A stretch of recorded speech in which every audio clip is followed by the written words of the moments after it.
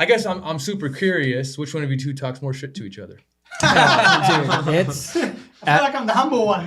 oh my Ali on Ali on camera is different from Ali off camera, but in a good way. Like Ali knows how to, and I think a lot of people, like the people that are the best with people, they know when and where to flip the switch, right? Yeah. But then as soon as somebody else comes in and says like, "Hey, I have a question," like the switch flips. We're not just like the boys anymore. We're people that are trying to help somebody get better.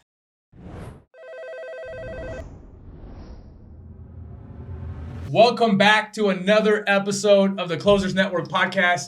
Guys, today I'm excited because we got another group little podcast action going down. In fact, by the way, before we get started here, if you're looking to work with One Call Closers and you want to be a part of the team, guys, make sure you click the description, the first link in the description below, so you can actually have an interview with us to see if there's maybe an opportunity for you to help crush some of the offers with us. But that being said, I'm going to go around and let you guys introduce yourselves here.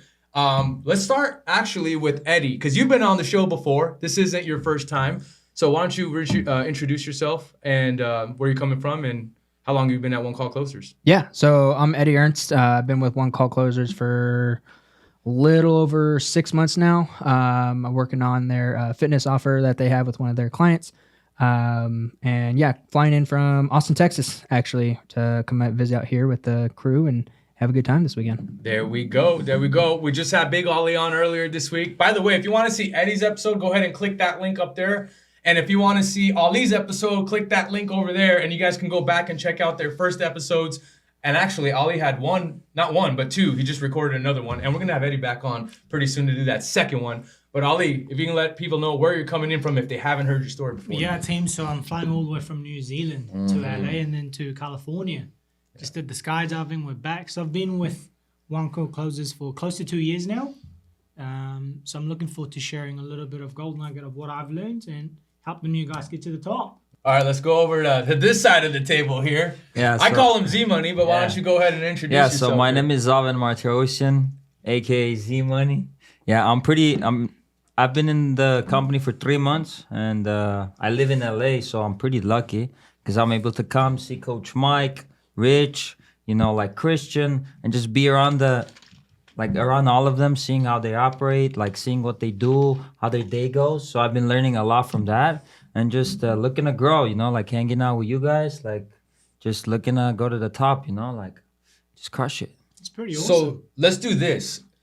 We'll go to Zaven first, we'll go to Eddie, and then we'll go to Ollie first. Since you're the newest one here that's going through coaching, you're kind of mid-tier coaching. He's graduated and now become a coach. Walk us through your experience. What's the last 3 months been like for you as far as support? How's the culture? Like anything that you feel like you want to share about your journey here. Okay, yeah. So when it comes to the support, it's like the whole team is very, like everyone is very helpful. Like even like the other closers, they're very willing to help. Like Ali, David, everyone. Like you ask a question, even Eddie, like he answers real quick. And when it comes to the coaches are very helpful. Like Trish, Ian, like any questions that you have, they're there to really help answer, like give you some things that you can work on to get better. And whenever you're doing something wrong, they'll tell you to fix you, like to make sure you're fixing the mistakes that you're making. But me personally, the help that I got, like I've been lucky again that I live in LA, so I'm able to come into the headquarters. Like it's like, it's not like really an office, it's like a dope penthouse. So just come to a penthouse and I would just take calls, like see the energy, people close deals, we just hit the gong, just like it's an amazing like ecosystem. And for me, it's been helpful that like even the days that I don't close, like the coaches lift me up, tell me the things that I can do differently, like even like like watching my calls, tell me what are some things that I should do differently next time in my calls, like to get my energy up. Like for example, I'll be taking a call and then Coach Mike will be on the side just doing this, like get your energy up. So it's been very helpful. And but like just seeing like the way how everything is possible, like makes you like have a good vision and just seeing like where you can be, and that's very helpful for me. So surrounding yourself with some people that are in a similar environment that are already having some success, you're kind of finding that pretty helpful for yourself. Yeah, just seeing it happen, like it's very helpful. And just like because like like you see on YouTube and you see on Instagram all the people making money and stuff, but it's like virtual. But when you see like people using the same tools like the internet and then like skill sets like sales to make money, and you see it happen in front of you, that's pretty amazing. You know, that's like eye-opening, man. That's freaking awesome, man. That's freaking awesome. Thank you for sharing. We'll go to Eddie next, dude. So you've been here 6 months now? Yeah, a little over 6 months. A little bit over 6 months. Walk us through your journey. I know you shared part of it when you came on the first time. You had a lot of success pretty much right out the gate that I think like most people maybe don't as fast. So you got dialed in, I think, pretty quick. So walk us through like what that was like and where you're at now and just kind of anything you feel like you want to share about like the opportunity, the company, the culture, anything around that. Yeah, absolutely. So I mean, the biggest thing was just reaching out for help when you need it. Like there's no room for ego. Oof, we got to drop a applaud on that one. There you go. If you have any sort of ego about like coming in thinking you're hot stuff, I'll censor myself. Thinking you're too much of whatever you want on this podcast. okay. If you think you're hot shit, and you come in with that attitude, like you borderline 100%, you will fail. Because you're going to miss things, you're going to ignore advice from people that have done it, right? And there are certain times where like some advice, and I think I talked about this, before on the last one in terms of, listening to certain advice from certain people at certain times in your life, right? And so there's sometimes where you have to listen to people's advice. There's sometimes where you have to like take it with a grain of salt. But if you come in with an ego, you're going to ignore all of it, right? And I've seen that from some closers that were on the team and are no longer on the team because they thought like, oh, I had this certain training and that's why like this is all going to be easy money. And within a month and a half, they're not there anymore because they weren't willing to learn and weren't willing to listen.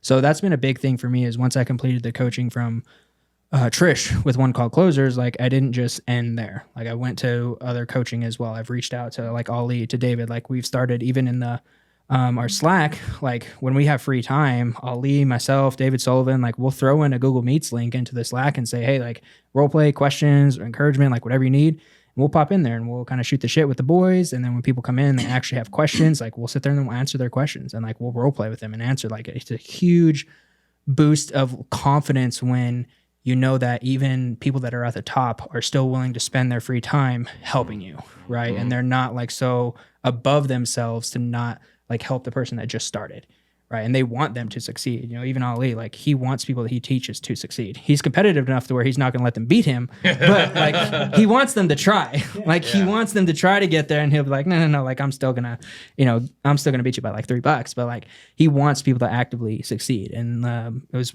a great quote from one of my favorite shows, but like when one of us shines, we all shine, right? And if we all come together, rising tide lifts all boats. I was about to say that. Right? Yeah. Rising we got to tide. drop another one for that one right there, bro. We're going in hot today. I try. Yeah, man, rising tide lifts all boats. And it's really been a progressive nature of like having the right people around you. Whether you're going through trials, tribulations, whether you're succeeding, and always making sure that there's people there to help support you through those times. And you had a lot on the line to risk too, right? To get into this opportunity. Like it wasn't just like all sunshine and rainbows. Oh yeah, no, and it's still not. Like it's one of those like do or die kind of things. I either like default on everything or I make this work for myself, right? And it's definitely still, hard at times for sure because I haven't like fully mastered. And I don't know that you ever fully master, but like I haven't gotten to the point where I'm like, okay, I am at a point where consistently I don't have to worry anymore. I know the money's going to come in. I know I'm going to help people. I know I'm going to do everything that I need to do, and I'm going to fully be able to provide. Like I'm still doing well enough. Like I'm doing well. I'm not like dying by any means, but like I'm not at the point that I want to be. Yeah. I'm not where like I can have a really, really bad month and be like, it's okay. Like I'll just make it up next month. It's like, okay, well now I really, really have to grind. So I'm not at that point yet where I want to be. And again, it's just that forever growth, that lifetime learner mindset. That's right, man. It's all about constant and never-ending improvement. One of our first accounts, I don't know if you guys know, I don't think most of you guys were around, but we were at some point in time, we were helping out Tony Robbins and Dean Graziosi. And why the heck did I bring that up? I totally, what did you freaking just say to get me to think that? So Tony Robbins on a coaching call was like, hey man, he talked about Kanai, the idea of Kanai, and it's all about just constant and never-ending improvement, right? And so, in some way, shape, or form, yeah, to your point, I don't think that growth ever ends. I think there's always room for improvement, right? So, that's awesome, man. Thanks for sharing that. Big Ali. So, walk us through, dude. You've been here almost 2 years, so you've gone from $8,000 cash collected your first month to what, $200,000 cash collected? Yeah, something like that, some crazy number. And so now you're officially a coach, dude. So you once started where Zaven was, you were once where Eddie is, and then now you're where you're at. Like, what insights or anything is it that you want to kind of share and talk about?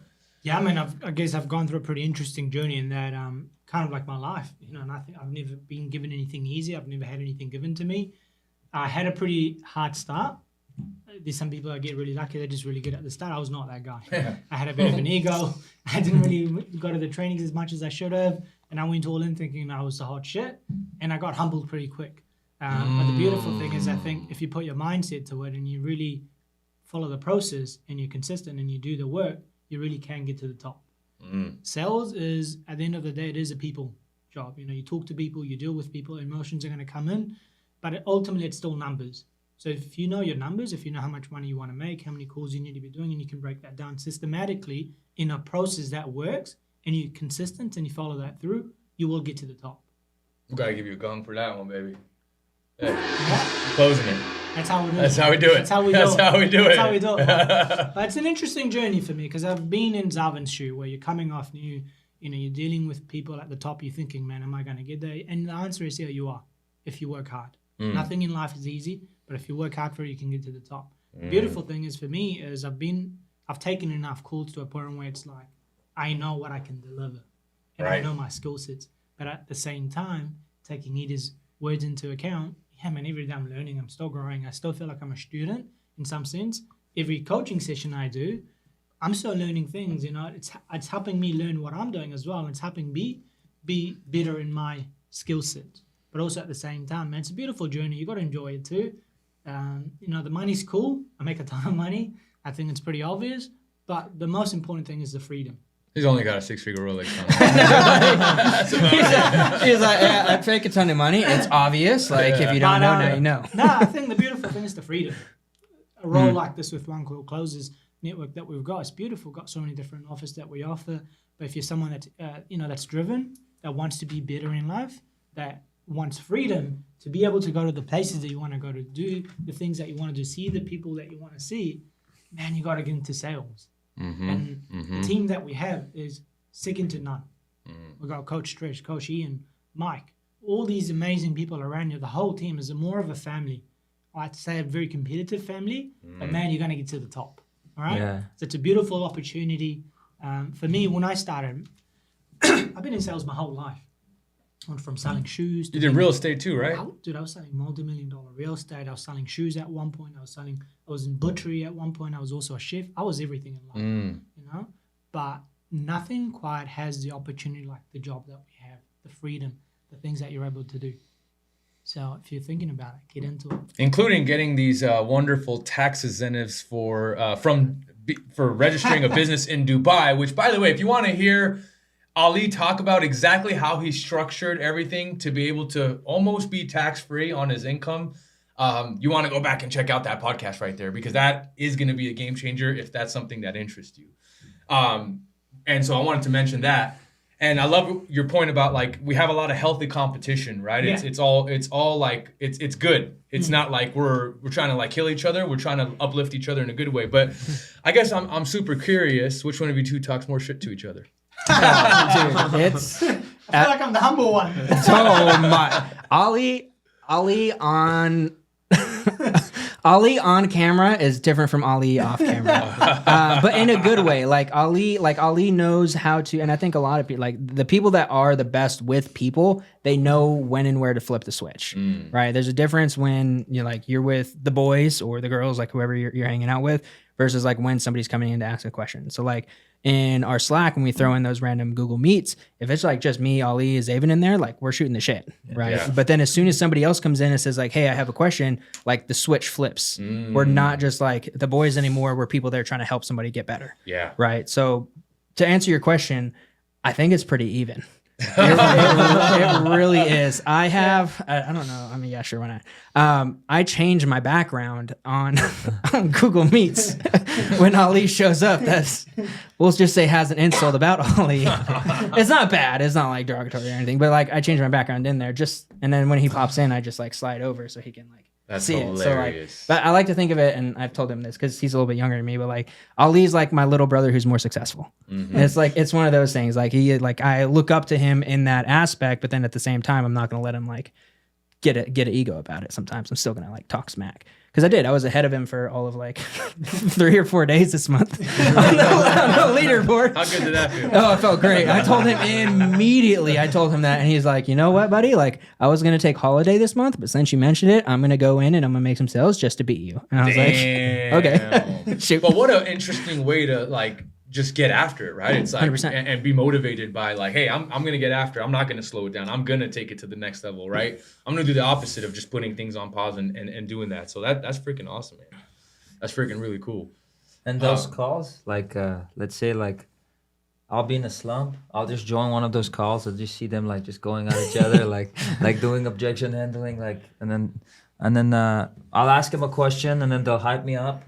And then I'm like, okay, I have a call, and then I'll just go close it. It happens so many times. Like I'll be like, damn, bro, it's not closing. Like, what's going on? Like, and then I'll just join up, and then just see like again them just like going at each other, and then or David, and then I'll just ask a question. I'll just like the whole thing changes. Like the energy changes to like it's like coaching. Okay, bro, you gotta do this, and like, and then you go to the next call, and then. It's funny, like it's not like a coincidence. The energy changes, like you get hyped, and then you close, like. Yeah. And if it was one time, but it happens all the time, or like. Isn't that funny? Because Mike, you think the people at the top, there's some sort of. Because when I first started, the people at the very top, I thought like these guys were like godly figures. They just knew what to say, when, and how. There's like better people than us, and then you realize actually. The people at the top, they're all idiots too, just like us. They just work a little bit harder. They've just done it a little bit longer, and they just know their words a little bit better than you. That's all it is. They just know the scripts and dialogues. They know how to do the objection handling a little bit better. They have better systems and processes in place. That's the only difference between someone that's new and someone that's at the top. Yeah. Really, like Zaven, the difference between me is I've probably just done this a lot more than you have, and that's just the reality. But I also know how to talk to people slightly differently because I've had the experience and I've got better systems and processes in place than you. And that's just going to come from time. There's some things that you can learn from the textbook, but there's some things that just come from experience. And I'm pretty sure you can say the same thing as well, Mike. Oh, 100%. Yeah, there's nothing like just taking those calls and going through it yourself and having your own epiphanies and your own kind of aha moments that like even if someone tells you something until you kind of go through it yourself, sometimes you don't understand it. We were just talking about this with David Solomon. It's like there's people that can learn from other people's mistakes or what other people tell them, and that's the smarter way of doing it. But then I think most of us, like, we kind of have to touch the fire to really feel the burn, you know? 100%. Yeah. And so that's like the same thing too. On some of these calls, like, you guys could be telling Zaven all this stuff, but until he really puts in the hours, puts in the repetition, he's not going to really understand what you guys are saying. Yeah. You know, there's that aspect of it. Help me understand this. So, like, we were just talking about, in fact, David Solon was here. He was just listening to a call live. He was listening to a call live, and he's like, you know, we're like, me and David are giving each other, like, you know, feedback on his call while he's on the call, so he's not listening to it, but he's got the right, like, words down as far as, like, he knows, like, what to say.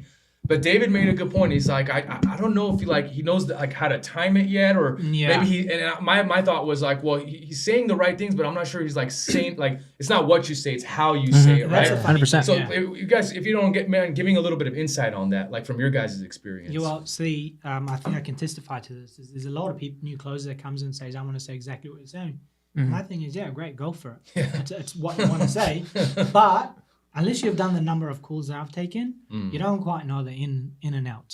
What I mean by that is when it comes to communication, and Mike, you already know this, only 7% of communication is through the words and the things that we say. That's the scripts and dialogues that you learn. That's 7%.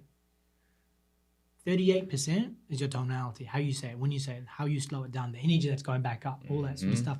55% is body language. It's crazy. So once you learn that, you realize, hey, you know, you may win the battle, but you haven't won the war. Right? So it's understanding those small things, but the reality is, as much as I can say, hey, do this and this, you just got to go through it. Yeah. And when you go through it, you're going to become a stronger man. But the big thing is, I think you're going to be authentic to yourself. Right? Because a lot of people say, man, I copied a lot of things that other people did. But but I've just changed a few things slightly to make it work for me, to make it authentic for me. Because if it makes sense for me, it's going to make sense for the prospect. Clarity brings clarity. 100%. If you don't have clarity, if you don't know why you're saying it, you shouldn't be saying it because your prospect's going to have no idea. Yes. Yeah. And the big thing is a lot of new closers, they talk too much. A lot of the time, when it comes to sales, it's talking less. Yeah. It's the pauses, the awkward Less pauses. is more. That's going to close, not the talking. That's my little sense. Yeah, no, I agree, 1,000%, especially with the authenticity. In fact, when a month or two into my coaching with Trish, she told me to stop going to so many trainings because I was going to like every single one that we had available. And since I was like brand new to it, I was just absorbing too much information. I was trying to take stuff that on how Ian said, on how George said it, on how Trish said it, on how Micah says it. I was just trying to take too much information, and they're all drastically different people. Like Trish has a personality, Mike has a personality, George has a personality. Like they all have different personalities. They all have like the same-ish way of handling certain objections, but like the tonality, the inflection, everything about that is different. So if I'm trying to take in so much of that information, I'm not going to know how to make it me.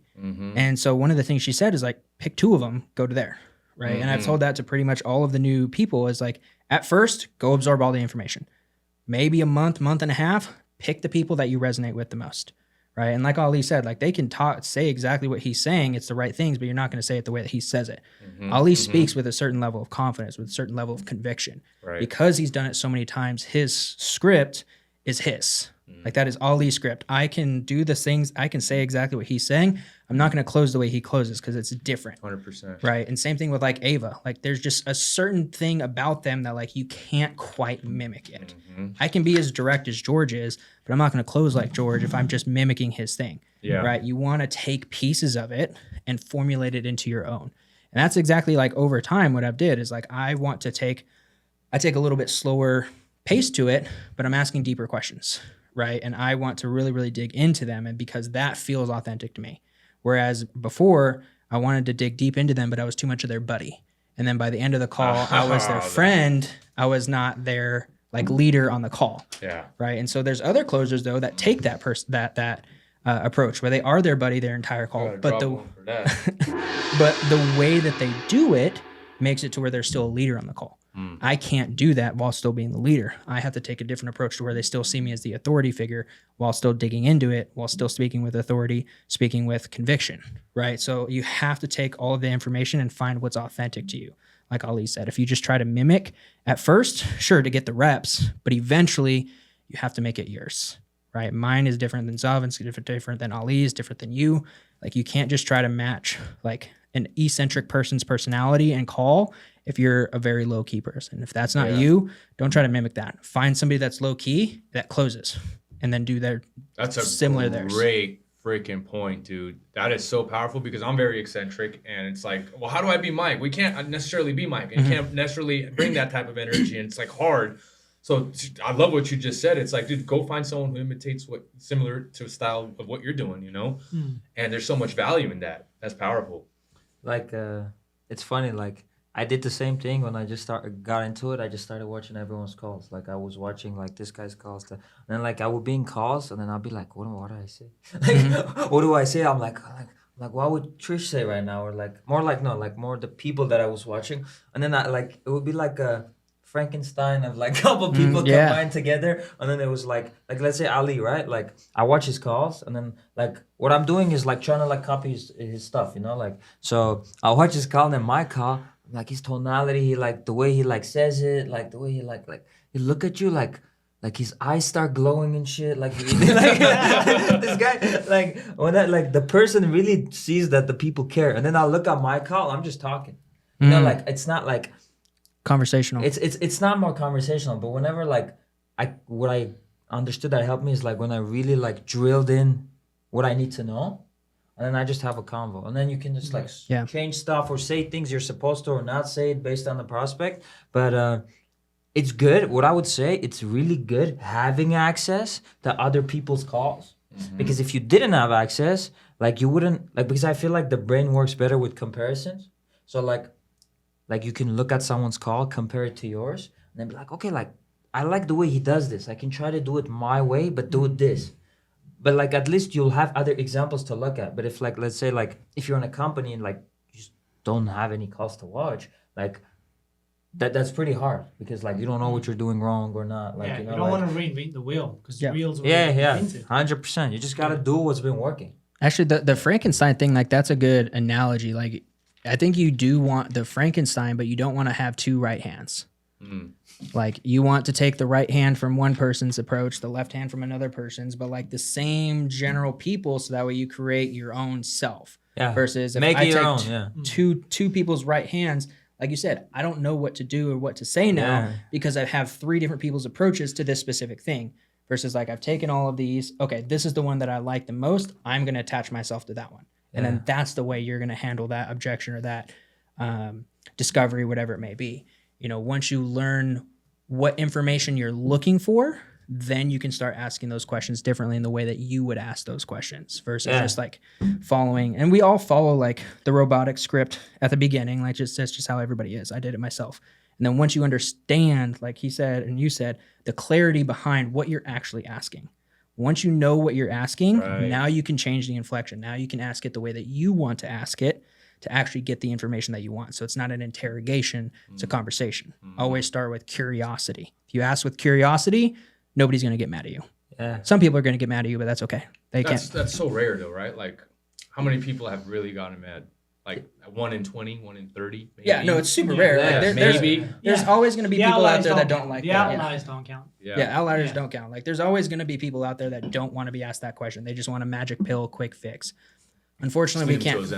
Yeah, exactly. Like, unfortunately, those are the people that generally don't actually want the help. They just want a quick fix. And our job is to try to get them to the point where they can actually say that I want help and I need help. But you can't, unfortunately, help everybody. Like, we want to, but that's where we have to, like, the mindset part of it is like detach yourself from that person so you can help the next person, because that person is willing to be reframed, is willing to change their mindset to actually accept the help, and you have to be ready to do that. Gotta drop that. Let's go. That was powerful, dude. That's powerful. And I love what you said earlier about you're not there to be their buddy. You're there to be a leader. You know, and I think there's so much power in that, because I do see a lot of new closers coming into the space. Not you. I'm just I have a team of 50 people. A lot of new closers. Have a few folks on yeah. And Zaven, wink, wink. I see that happening. I see that happening a lot, for sure.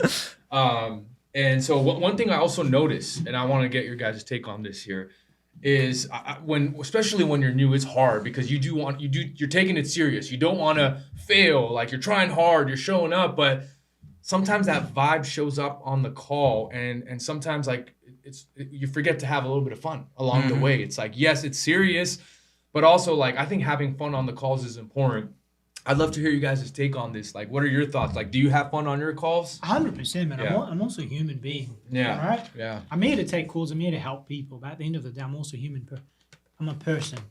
You know, you see me, I love the calls. I'm dancing halfway in between. You know, we're cheering on each other and all that sort of stuff. At the end of the day, I think if you genuinely care about the people you speak to and you speak with authenticity and you're actually there to help them, they can sense that.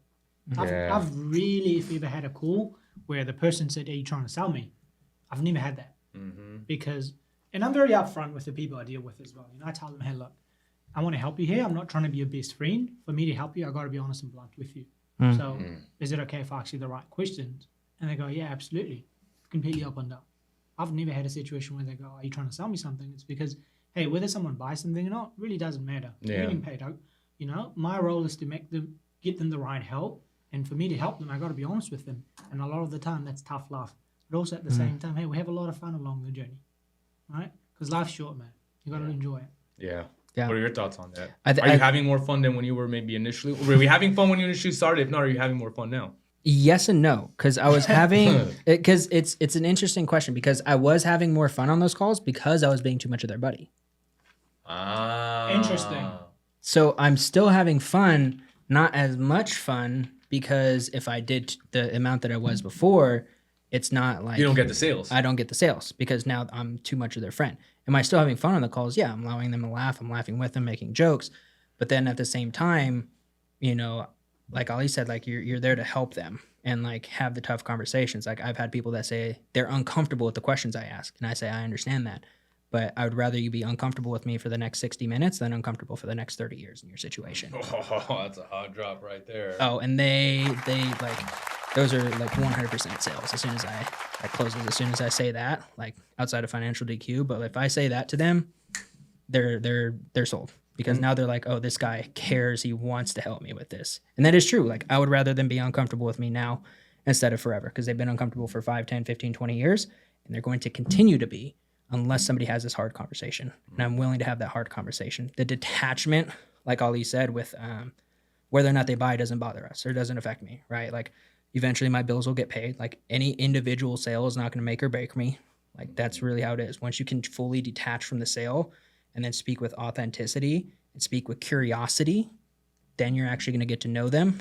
Then when you actually make that pitch, they feel like you're making that pitch to help them. There's a connection there. There's a connection. And they feel like you give a damn. You're not just there to get a commission. They Correct. can feel that. 100%. It's transferable, that energy, yeah. Especially when it's like conversational. If it's an interrogation, then like if you're not going, if you're just asking question to question to question, just going down your script without going into like the depth of like curiosity, like, hey, it's been, I want to get healthy.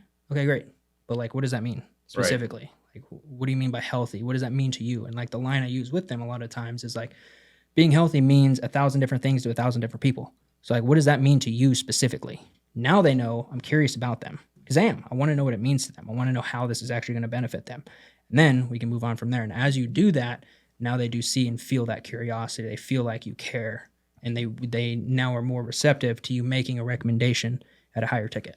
That's freaking powerful. What I like is like Trish said something to me like I think 2 weeks ago. She was like it's like I was focusing on saying it perfectly.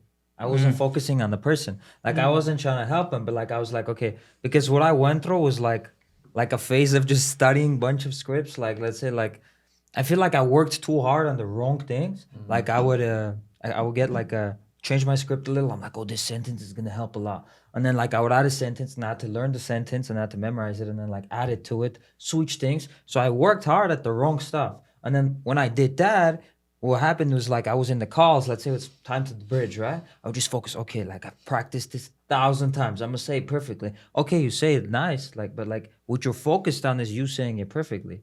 You're not focused on like delivering in a way for the person to really understand it.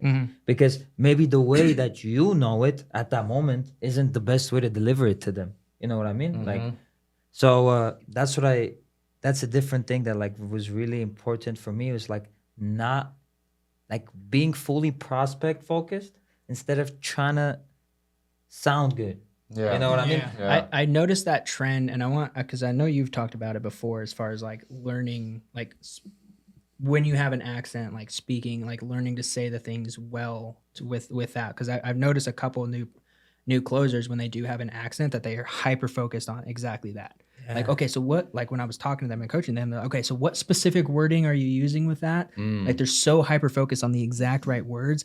And it's more common from what I notice with the closers that do have more of an accent. But I'm pretty sure you've talked about that before. Of how I've got an accent. My thing is like, you got to understand what sales actually is when you break it down to the fundamentals. It's pretty black and white. I'm a very straightforward, blunt guy. So I work in black and white.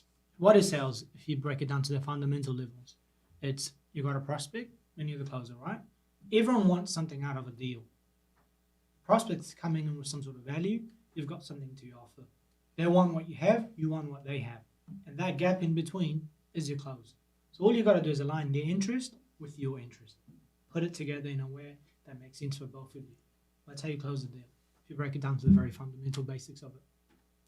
That was a bad word. Baby. Yeah, everyone wants something out of a deal. Yeah. The prospect wants what we have. We want what they have. Boom. You align their interests together, and now you have a beautiful deal. Happy days. And so once you understand that, the scripts and the dialogues, those are important. Those are going to get you through the door. That's not going to close the door for you. What's going to close the door is everything in between. And I tell people every single day, all the new closers, the difference between an amazing closer and someone that's average is really not that much. The scripts and the dialogues, everyone learns that within the first, few weeks, if not a month at the most, you're going to learn everything. Yeah. Objection handling, how do you say the words and all that sort of stuff. what really differentiates the people at the top versus the people that's average is the systems and processes they have and the consistency. Because there's a lot of people that are really good for maybe a week or two, and then a month later they're not really there. You don't see their names on the leaderboard anymore. Why? They're just not consistent. That's all. Or I've seen the pattern of like they just make a ton of money and then they take their foot off the pedal because they're like, the next 2-3 months is covered. I'm good. You know, and, like, I'm chilling. Yeah, man. I see that trap a lot. And what do you mean by consistency? Well, look, here's the thing. There's a lot of people that are really good when the motivation's there, right? So when you get a lot of people that are really motivated, they do really well for maybe a week or two, and then they have days where they're not feeling too well. They're not very motivated. They're not really putting in the time and the effort. They're not working. They fall off track, and mentally they get down.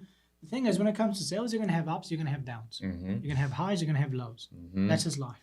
But if you can weather through those and you're consistent, you have the right systems and processes in places where, hey, on a good day, you do the exact same thing as you do on a bad day. A lot of the time, I'd say about 80% of the time, I wake up, man, I do not want to wake up and take calls. But I do it anyway. I'm glad you're saying this, bro. I do it anyway. And guess That's what? right. At the end of the day, when I make that money, it doesn't matter how I woke up on that day, how I felt. The money was made, the work was done, the results were delivered. That's right. And that's how you stay at the top. It's consistency. Based on what you said, there's this thing that I actually saw yesterday. It was in a video. It was pretty interesting. It says people that, like, whenever people reach their goals, they stop. Because if you are operating based on where you want to go, you're going to get there and stop. But like you said, if you have a daily system put in place that you're going to basically go through that system and live that system, that means it doesn't matter what goals that you have, you just got to follow that system. That means, like, it doesn't matter if you made $5 or like $1,000 or how much you made. Like, if you're following a system instead of a goal, you're going to keep on doing it. But like, let's say if I tell myself, I just got to make one deal today, and then just focus on that. As soon as I make, let's say the first call is one deal, that means I'll be like, oh, I'll chill today. And that'll be me capping myself on my goal. But just like you said, like, if putting a system down in my day that I can do every day, then I guess I just have to follow the system to my best of ability. Yeah, it's going to keep you accountable. Yeah, Systems will keep you accountable. And I tell people, look, the people that are motivated will always be beaten by the people that's more disciplined. That's just the reality. Yeah. You can be as motivated as you want, but I guarantee on a longer period of time, the person with the right systems and processes in place will always outbeat you. I think Julie Henderson's a great example. 100%. I mean, look at her. She's been at the top for forever. Forever. In her first 2.5 years at One Call Closer, she started off on one of the offers that I was leading back in the day. In just less than 3 years, she made $1 million in commission. Yeah. Which is Isn't crazy that to crazy? think about. That's someone's life. And all she does is take calls. Yeah. Like, but the thing is, I guarantee you, if you talk to her any given day of the week, she does the same thing as she does every other day. that's right. That's exactly why I mentioned that. That's right. Right? And I guarantee she has days, because I know, because she speaks to me, where she doesn't want to do the work, where she is tired, where she is unmotivated, but she does it anyway. And that's how you get results. And, you know, for me, man, like, I've made more money than I ever have any other roles. I've got more freedom than I've ever done in anything else. But at the end of the day, is this job easy? No. Do I enjoy it? Hell yeah. But if you get to the top, is it easier? 100%. Because you know your things. It's like anything else in life. The longer you do something, the more your grip you have, the better you're going to get, and the easier it's going to get naturally. 100%. I think we should end it there because, one, we got to get out of here for the Christmas party. And two, I think that's just a great way to freaking end it right there. Any final thoughts, gentlemen? Anything you guys want to kind of leave the listener with here? Yeah, so something that I wanted to say is that, like, whenever you gave the example, is like, you want something, the prospect wants something, it's the thing in the middle. Like, something's interesting that I don't remember who told me this, but like, they want it more than you do. That means, like you said, like that, like, commission from a sale is not going to change your life. But that guy or that, like, girl, like, what they did is they booked an appointment to talk to a stranger online. To change their life. Yeah, to change their life. And they booked a time in, like, nowadays, like, they booked a time in their calendar to go on a phone call to talk to a stranger. That means they want it. You know, like, that means they want it more than you do. Yeah, that's what I just wanted to say. There we go. That conviction really, I feel like that's helped me. Like, when I go on the call, just think about, like, this person that's coming on the call really wants to talk to me. Like, and you're changing their lives. Yeah, you're changing their lives. It's more important for them than it is for you. My thing is, honestly, just be a good human being. Just be open, be willing to learn, be willing to be better. And at the end of the day, just be a good person. At the end of the day, I've realized in my life, regardless of what I've done in life, whether it's being a butcher or being in a supermarket or in sales now, is if you're a good person, you've got a good heart, and you actually care about the people you deal with, and you work hard, people are going to sense that, and you're going to get better naturally. The universe is very giving to those that want it. Bam. 100%. Consistency is key. I mean, that's even through the trials, through the tribulations. I mean, last month Ali was there for me, talking me through a lot of it, a lot of times. But I had like a 9-day streak with only one sale, and it was like a rough time, like multiple calls. I was like right at the edge, and then it wouldn't turn out, and I was like on the verge of tears, pop on a call, talk shit with Ali. Sometimes he would actually provide some like encouragement. But it was just like the culture and like surround yourself with people that will make you better. It is really the biggest thing, you know, whether it's physically better, like with your skill set, or just like, hey, I'm in a really down point and I'm in a rut. I need somebody to help bring me back up, right? The energy that even Zaven was talking about, like he pops on a call, the energy comes back up, you get on the next sale, right? And you're staying through that. Like I could have taken days off. That next day I took off could have been the sale. Right? And that was literally in my mind. Like if I take today off, today could be the day. Today could be the day that I make a sale, right? And I just kept on going through that. Eventually, I made a sale, and then the rest of the month, it's like a week and a half or something like that. I was closing deals to catch up to where I, at bare minimum, needed to be. But like the consistency, I was still taking calls. I didn't take a break. Be optimistic, you know. Better to be 100%. I reckon I'm always optimistic about life with whatever it is they do. You're better to be optimistic and wrong than be pessimistic and right. Because nobody likes a guy that's pessimistic and right anyway. So just be optimistic, guys. Life's beautiful. We've got a lot of life to live, a lot of money to be made. Life's to be enjoyed. Yeah, So make the most out of it. 100%. Yeah. There we have it. There we have it, guys. And to Eddie's point, if you want to surround yourself with these type of people, right, these type of slayers and crushers in the space, make sure you click that first link in the description below, guys. Thank you so much for tuning in, and we hope to see you on the next episode. Thanks, guys, for coming out here and making this happen. Let's Absolutely. go have some fun. Just got to make sure Ali didn't have the last word. And there you have it.